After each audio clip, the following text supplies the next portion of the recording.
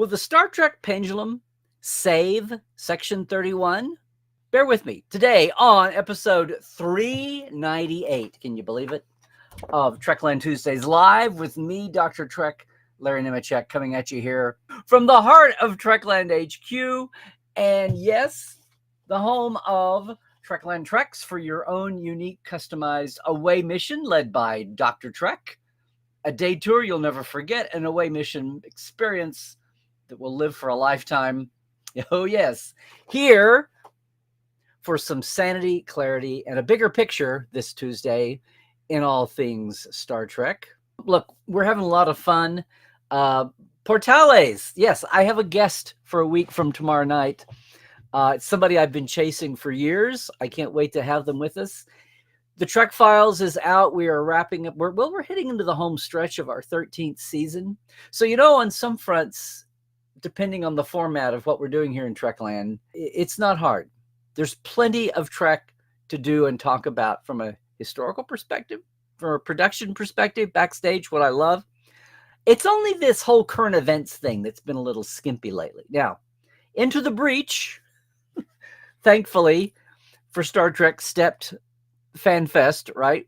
Talked about that the last couple of weeks. You're seeing some more of the pictures, people having a good time.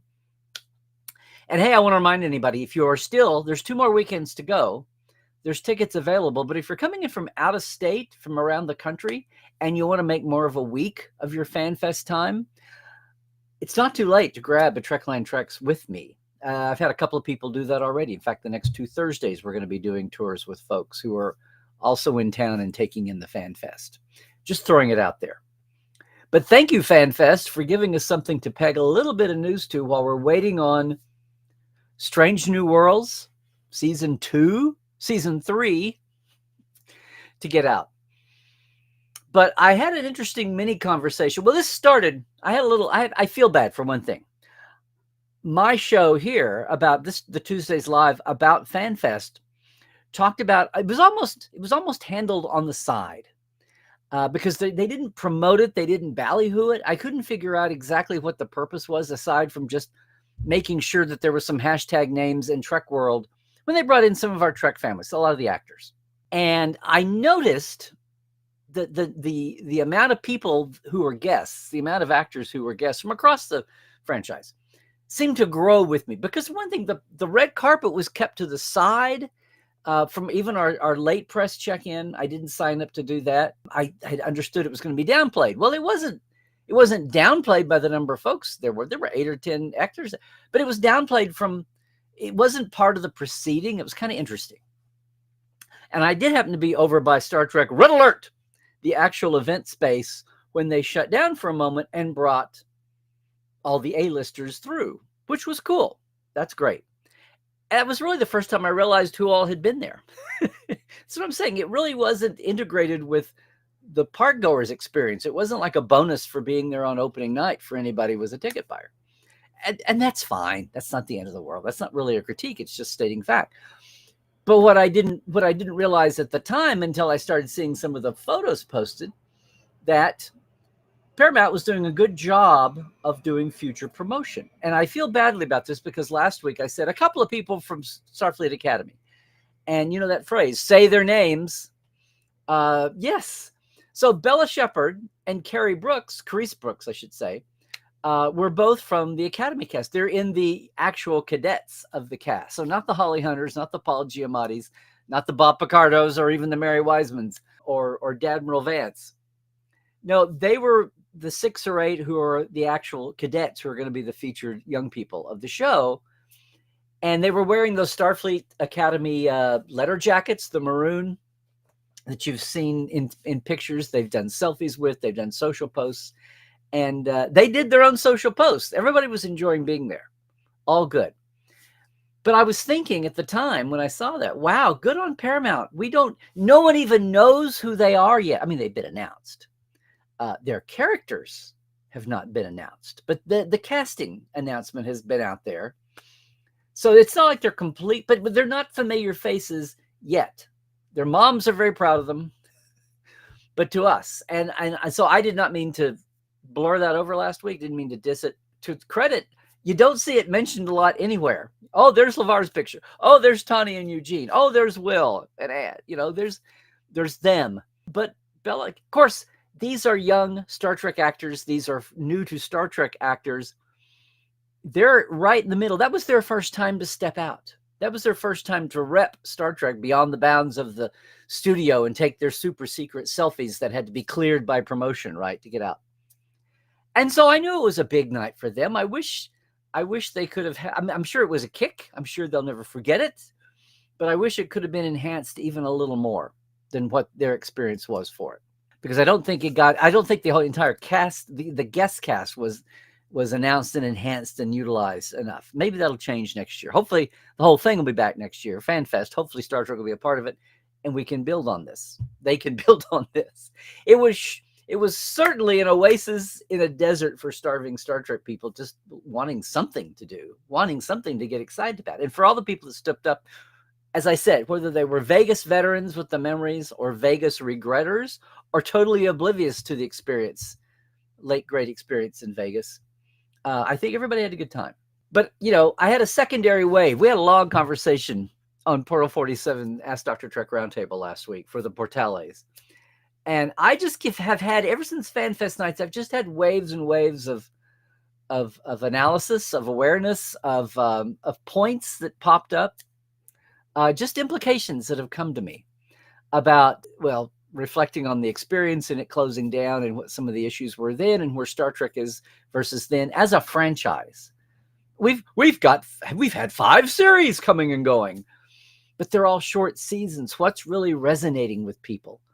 The old still does, not just because it's old, but because there's just more math. I say this all the time, right? The 26 episodes a year seasons for 7 years, 180 shows, 170 shows, whatever that is winds up being, that's a lot of impact.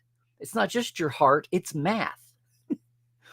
And yes, all the current shows are going to be there. Memorable characters, memorable stories, a lot of memorable actors in those roles, creatives, some more, some appealing to different slices of the pie, and some fandoms from now not showing up yet, I'm going to say. And that's what brought me to my next observation. I was marveling and applauding silently for whatever reason, for whatever outcome, for Paramount having the 2 young stars of Academy that no one's even seen on film yet, but happy to have them there, happy to have them sounding out. Of course, plant them in the rope line, let the press mention their names. That's how we get started, of course. But as I realized Paramount had brought in 2 faces from a show that hasn't even aired yet, I thought, well, wow, what's the most recent new production of Star Trek that has been unleashed to the world? Oh yeah, Section 31.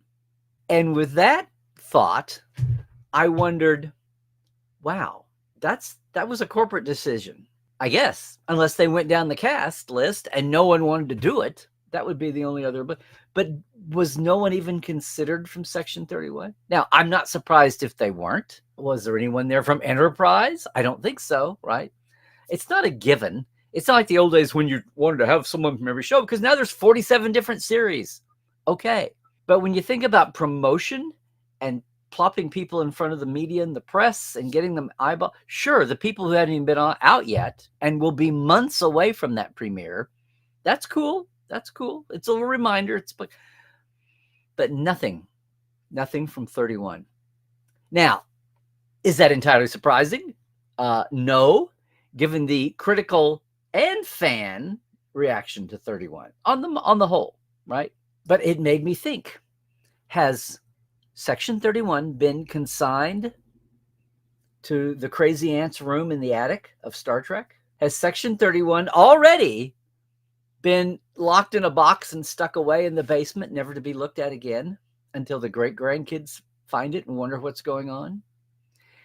Has Paramount corporately actually done that? Now, gang, no, not entirely.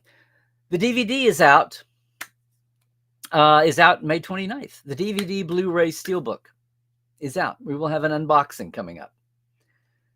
So not entirely, come on, no.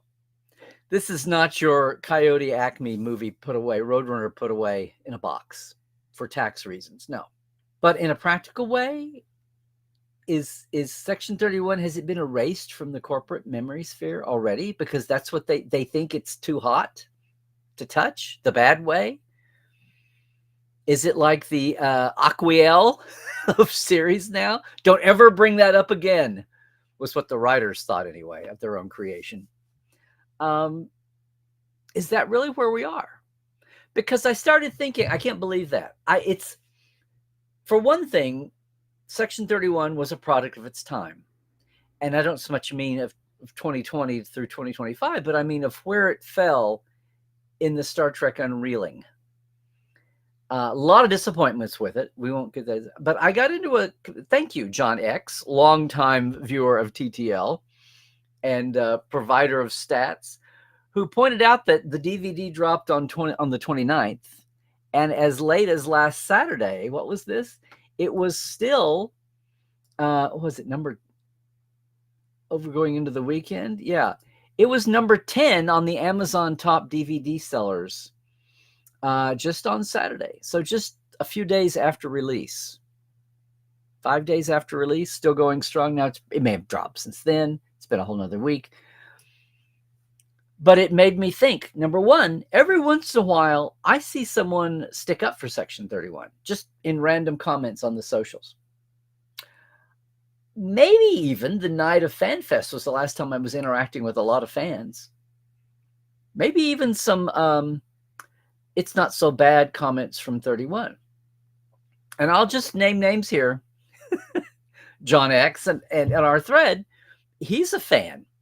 And he says he thinks it got a bum deal because of the expectation level and where it fell in a desert of Star Trek with people hungry for something, and it didn't quite deliver what people were hungry for.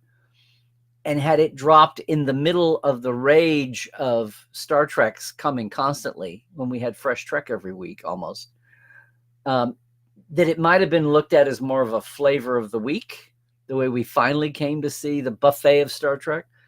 And not standing out there alone in its own oasis, with a funny twang in that water. It got me thinking again about this, what I started calling years ago, in the early years of podcasting. I saw an early time I was a guest with Chris Jones on Trek FM on his Ready Room 15 years ago. And we were talking about the comings and goings of popularity. And that was the beginning of the Netflix revolution for DS9 and Voyager, and even Enterprise. Oh my God. And talking about how the pendulum swings and how I'd already seen it happen for the original series.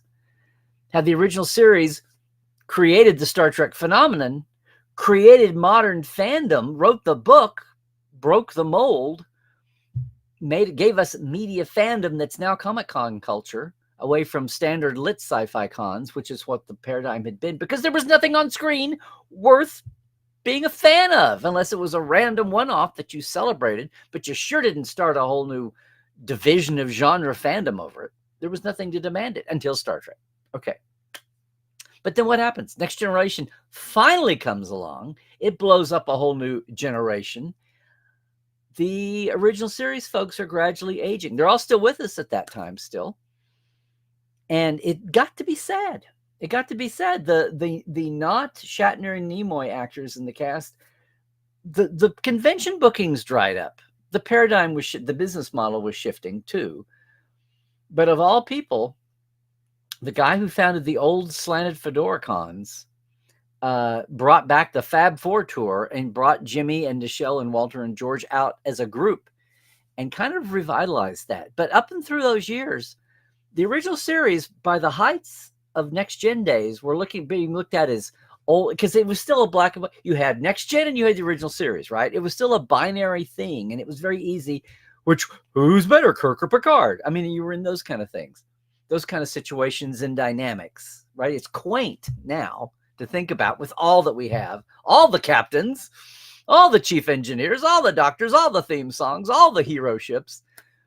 But when it was still this dual choice, even, it was already becoming obvious about the pendulum swing, and I've talked about this over the years, because then the original series was tired and old, and Next Generation's cast was shiny, and even a little spin-off of that to DS9 and Voyager, until we had channel fatigue set in, split fandoms, hard to deal with something on local syndicated stations, and then something on dinky little UPN that wasn't even hitting the whole country and falling fast after a fast start.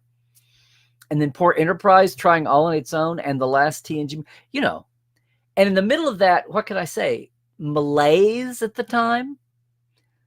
Here comes the original series, and the fan film movement started, and suddenly what happens? The original series is retro cool. That was the phrase, retro cool.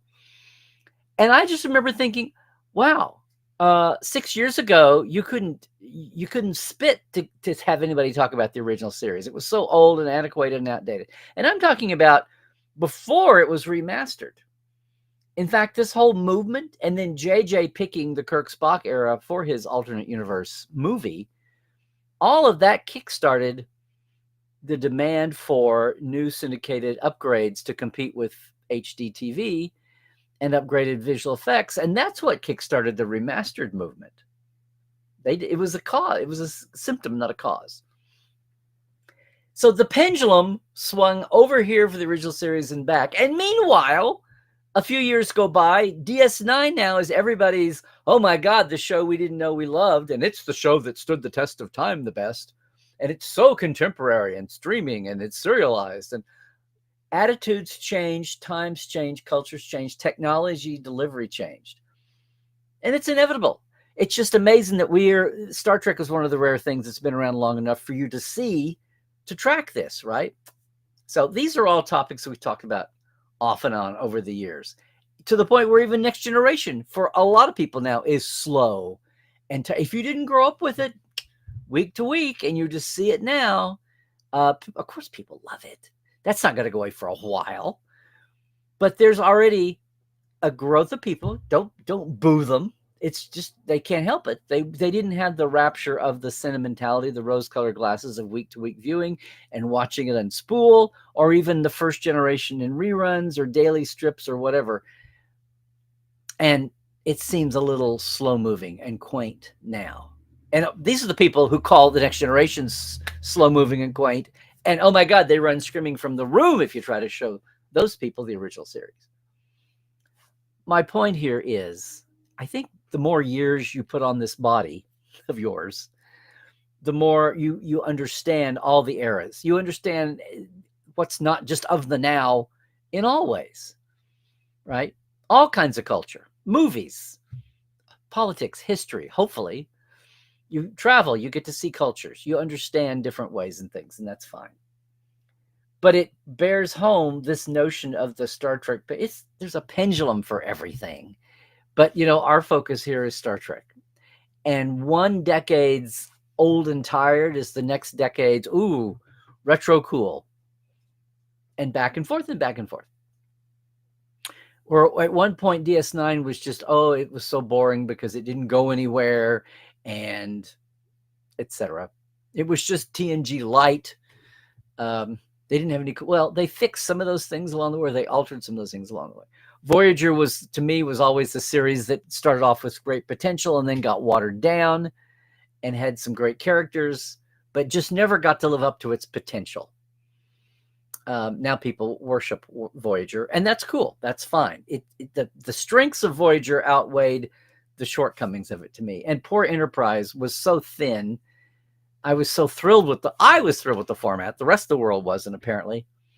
But it just ran its course so fast, and then had people in charge that knew what to do with it, but the rug was pulled out from under them. All of those things, the pendulum has swung back now. Enterprise gets a lot more respect than it ever did, even without a fifth season. So all of this to say, as ballyhooed to the bad that Section 31 has been, is a lot of that negative criticism a function of its time and its place, even its format. Which brings up the questions. Has Section 31's apparent reaction from fans and critics been as universal as we thought. Well, corporately, it seems so. Not a single actor from Section 31 invited to FanFest. Again, it's math. It's only 2 hours. It's not like there was a season that was a total flop and you had 10 or 13 hours of that, much less 20 or 26. It was just a 2-hour movie. Half of the cast is killed off. So the investment and the emotion of those folks, I will always wonder and ponder what could have happened had it been a series. It's almost a shame to build up your interest in some of these characters and the backstories that are only alluded to and then to take them away without benefit of getting to see them unspool in a series. But as I said, they killed off Decker and Ilea having invested so much development time in them for a series. It's the same kind of thing. But as it was delivered, is there a chance the pendulum will swing for Section 31? Is there a chance? Now, Michelle Yeoh is above all this. But I'm still curious. If somewhere down the line, in 4 or 5 years, and her star continues to shine, and somewhere in the pipeline, some creative with clout comes along for whatever the situation is, whatever the circumstances, and they are handed the keys, or they're handed one key of the Star Trek keychain. The same way J.J. Abrams was done in 2007. And of everything there was to all the directions he could have gone in with a new Star Trek movie, he went to Kirk and Spock and then was persuaded to go alternate universe. Don't just reboot Star Trek. Thank God. That could happen again in 5 years, especially, kiddos, with the flux in leadership at Paramount, much less, what's going to happen with streaming. There are a lot of question marks and mysteries down the road. Fortunately, there are so many avenues that Star Trek could pursue without doing a reboot of Next Generation. Don't cast a new Picard and Data and Riker, please. I beg you. There's so much more you could get into for the first time. So having said all that, is your reaction to Section 31 so bad that you will run screaming from the room if you hear, not tomorrow, because then the legacy people will all get up and surely burn the country down. If this is I'm talking about in 3 or 4 or 5 years, would you ever want to see an attempt at that tone revisited? Would you ever want to see Michelle Yeoh again in her character? I would be happy to see all these people if they weren't in this convoluted, sad, it was going to be here and then it was shrunk down to here. I feel very sorry for all the cast, for all the creatives involved in Section 31. I feel like they were a victim of situation and circumstance. Now, would I have enjoyed a Section 31 series? I don't know, but I never got the chance to sample it. And yes, I would have sampled it just like I've sampled everything else on the buffet as it has evolved. I think they put a lot of time and effort and work into these characters. I feel bad for the actors, some of whom came along later, apparently, than those days. Some of them came along once it was decided to be just a movie. But they were introduced to the notion that there had been all this backstory done for their characters before they're killed off. I'm just saying, it illuminated to me on that FanFest opening night, has Paramount wiped the corporate memory clear of Section 31? Aside from the DVD sales, of course. Will we ever get references to any of these characters or even anonymous references? Right? There's only been one example of a mech in Starfleet, and that didn't end well. I mean, just throw away harmless expositional throwaway. But for the fan would go, oh yeah, those situations. People were so disappointed. People were all, sadly, a lot of faction of the fandom, a big faction, was prepared to hate this just because it was Section 31. And I get it. But I try to keep an open mind. I could see the way to make a Section 31 go. For one thing, Section 31 is different things in different centuries. People are still stuck with the way Section 31 was introduced with Sloan on DS9. And like it or not, we've had different flavors over the years. Everything from the Enterprise Section 31 era, pre-Federation, which says a lot right there, to everything around the Discovery action sequences for season 2 before the big jump to the future. And now this. So, and then the situations where I still think the Pegasus was a Section 31 job and Pressman. Look, he winds up on Lost. What are you kidding me? That's a conspiracy. Yeah, it's so funny. So much was triggered by my night at FanFest, and this was one of the lesser ripple effects. But I thought, good on them for bringing in these young women, these young actresses, before their show is even seen or known to the public. But what about the show that they could have had a legacy person out of, a legacy from that cast? Has it totally been buried away in the corporate memory hole, aside from easy money on DVD sales? And would you consider buying a Section 31? Would you want to go back now and take a look at it again? Well, you can. $10, what is it? Fairly cheap. It's what is it? Oh, it's $25 right there. I don't know what the sales will be following on shortly. It's a question. And hey, as I said, it's not exactly like we've got a lot of attention. It's not exactly like we have a lot of other breaking news in Trekland, Trek world, I should say, to steal our attention, right? To squeeze the focus away from this. There's things we've got time to ponder for the next couple of months before we finally get Strange New Worlds and con season opens, and these little headlines kind of start dribbling in again. And we start to learn more, hopefully, about Starfleet Academy, which, again, I hear nothing but raves about, that it might be the best of all the new series yet. We'll see. We'll see. I know. You don't want to raise that bar too high, have the disappointments. But it just got me thinking, what would you think? Do you feel like letting the dust settle for a month or 2 or 3 and then having a look and see if it was really what you remembered? The ranks of comment sections everywhere, watching people talk about they've gone back even 10 years later, much less 20 or 30, to watch DS9 again, or Voyager, or Enterprise, or even, dare I say it, the Kelvin movies. I know. This isn't exactly what you thought you needed to ponder today, I'm sure.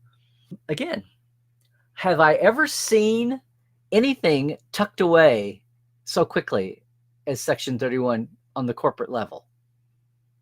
Look, the pendulum swung for Star Trek V eventually through no effort of anyone aside from time passing.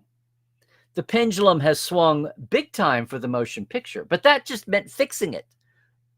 Just fixing it, meaning deliver it the way Robert Wise intended. And having modern tech to do all that didn't hurt either. Digital sound, restorations, and digital effects, right, cleanup, all of that. But just the editing and the scenery, the scenes, the script that he wanted to deliver finally got made 50 years later. Sure, pendulum swung on that. People revised their thoughts on that. But has anything ever had the quick turnaround? We live in a hustle bustle day. I know. Everything moves faster now. Has anything over the span of time, anything else at its lowest point, ever had this fast a disappearing act?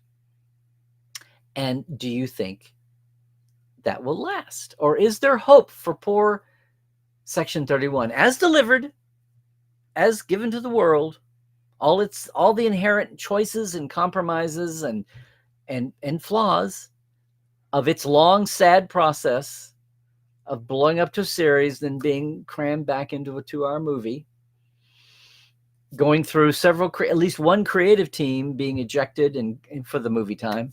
Boy and Erica were going to be the showrunners and had overseen the series and then left when it went to a movie.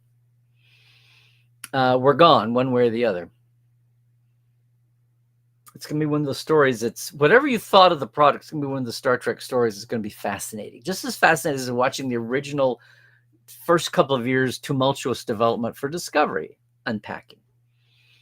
And hey, We've got some Trek files coming up that get us back into crazy days around the Wrath of Khan, if you can believe it. So it's not like it's been a stranger to Star Trek. Anyway, did I blow your mind? Were you sitting there thinking, who the hell is still talking about Section 31, Larry? Well, yes, we do have a news drought right now. But it occurred to me last night as I was desperately trying to come up with something for a topic today that I should take that little trigger moment from FanFest and invert it and see where it leads us. Anyway, maybe it got you thinking. Maybe it even got you pondering taking another look at Section 31 after all. Well, hey, I didn't announce this, but guess what?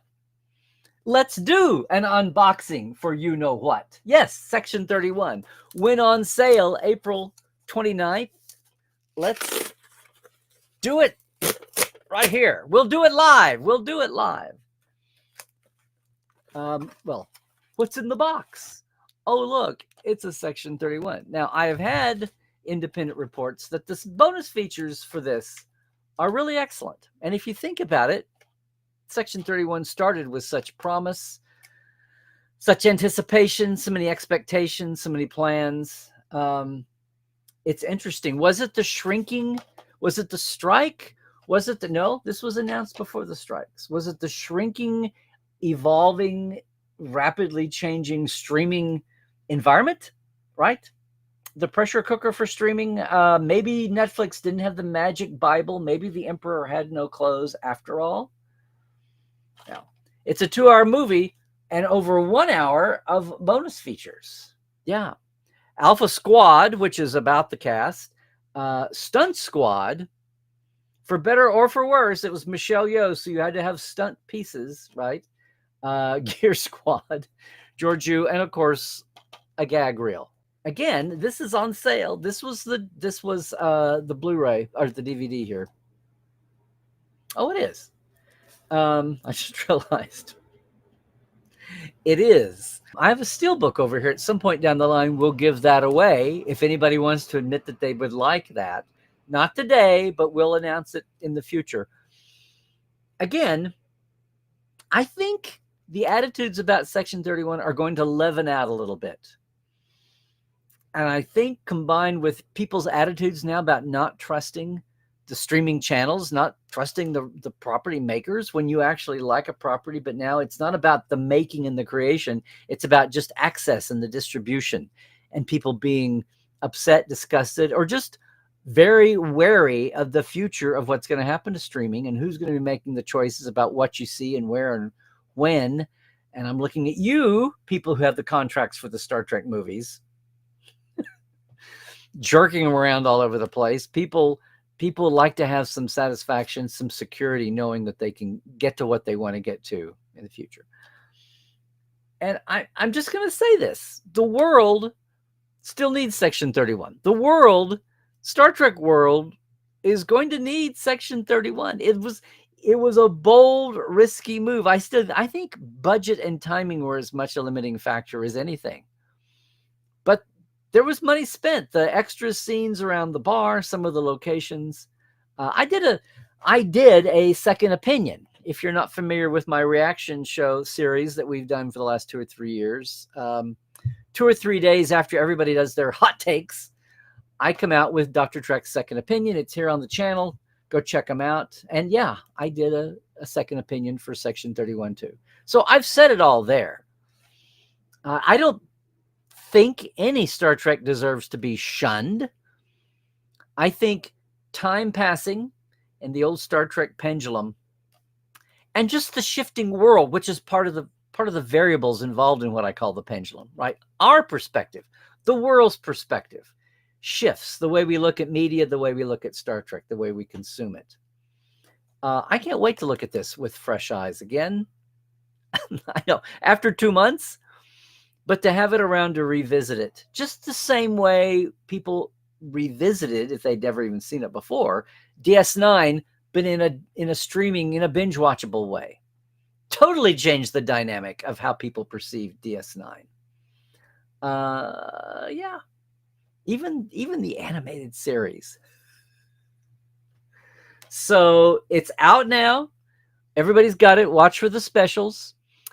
Section 31. Michelle Yeoh is always a delight to watch. Something tells me if we get down the line 5 years and another bright individual thinks they have a take that would work to bring Michelle Yeoh back in some footing, is she still in Section 31? Something tells me that Michelle Yeoh didn't carry away a bitter taste for the way this was evolved, or the reaction, because the reaction all pretty much unanimously worshipped her. At least they talked about enjoying her performance, and too bad maybe the rest of the movie let it down, but maybe over the years we'll have a different attitude about how much of a letdown there was around her. I don't know. I know I just reviewed Section 31, or reacted to Section 31 on a few months ago on Second Opinion. I know we talked about Section 31 here a few weeks ago. But this release of the DVD, Blu-ray, the hard disk set has made me think even more about what Star Trek does with all of the flavors on the buffet, all the members of the family, and how we treat family.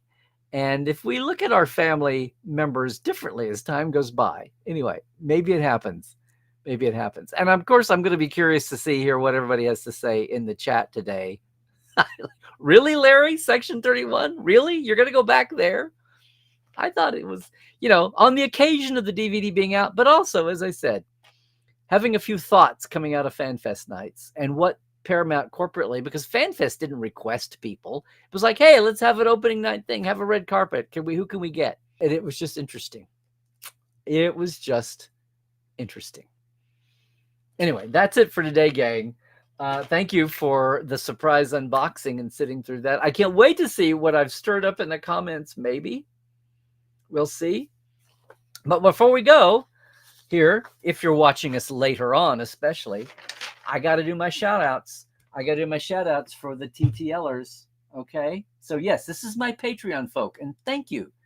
Thank you, Chuck A. and James Kerwin and Diana Hopkins, Halbert Gunn Johnson, Lawrence Todd, Gary Wickstrom, Mitch Keith, Andrew Jazimski, Josh Patton, Pranakasha Productions, Justin Weir, Chris Jiggins, Keith Rombach, and Comedy Forecast.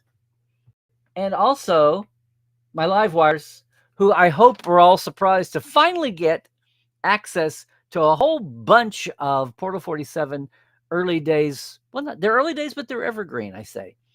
Back for the first 3 or 4 years of Portal 47. Some of our guest night people, our backstage creatives, many of whom are never heard from, have great things to talk about.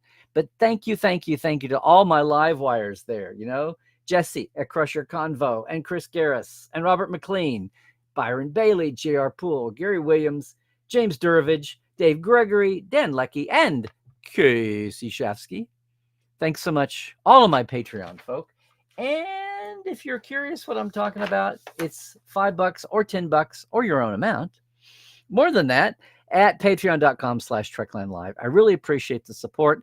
The $5 folks get their shout out every week. The $10 folks get that. And finally, once again, access to a whole slew of Portal 47 backstage Trek folks who have been the monthly guests since, well, for 9 years we've been doing Portal 47. It's kind of amazing. Coming up on the 10th anniversary this fall, and I hope you're all gearing up to be with me for the open house event that we have every year, where we sample the portal for everybody. Open the gates and it's all free. That'll usually happens in October.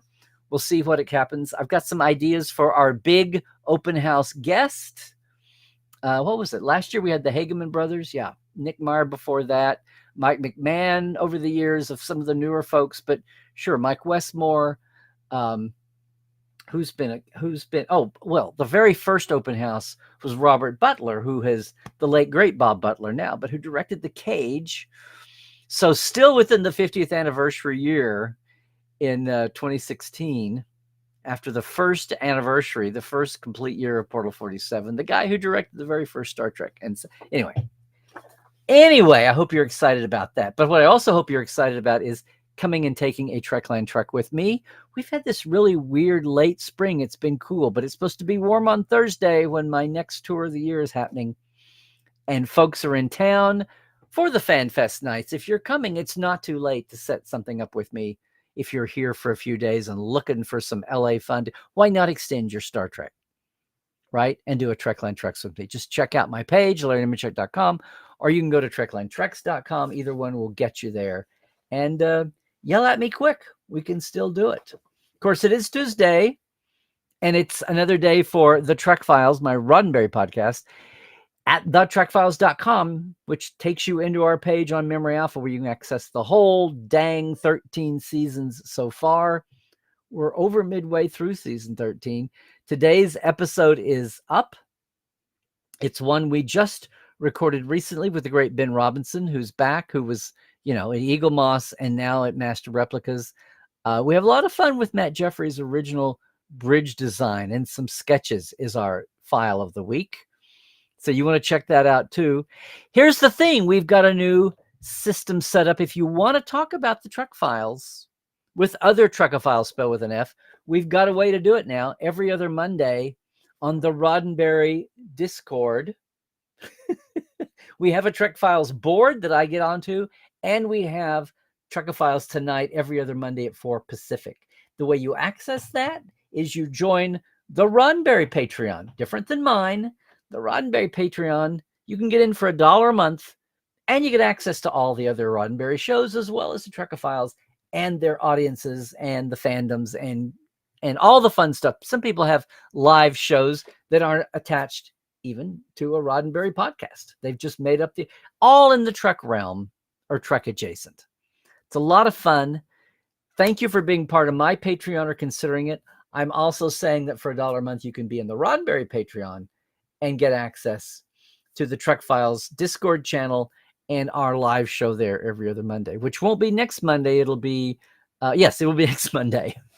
Will be the next one.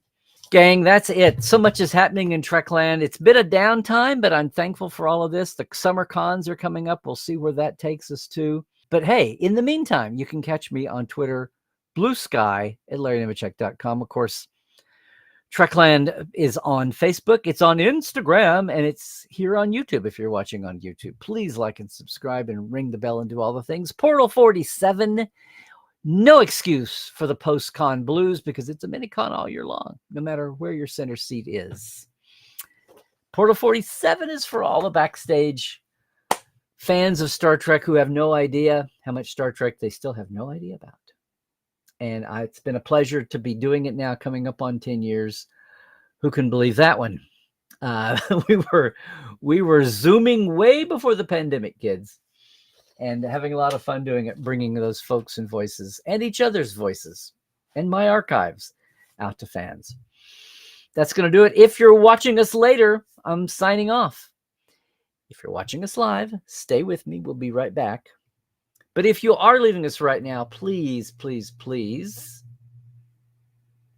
do all the things. Stay healthy. And stay woke. Check the sources. It's a shit show out there right now. Make sure you're dealing with actual capital T truth and with actual F facts and actual R reasons behind everything. The stuff that Star Trek kind of stood for. Yeah. And until next Tuesday, gang, when we are going to have a guest. Trek well, everybody.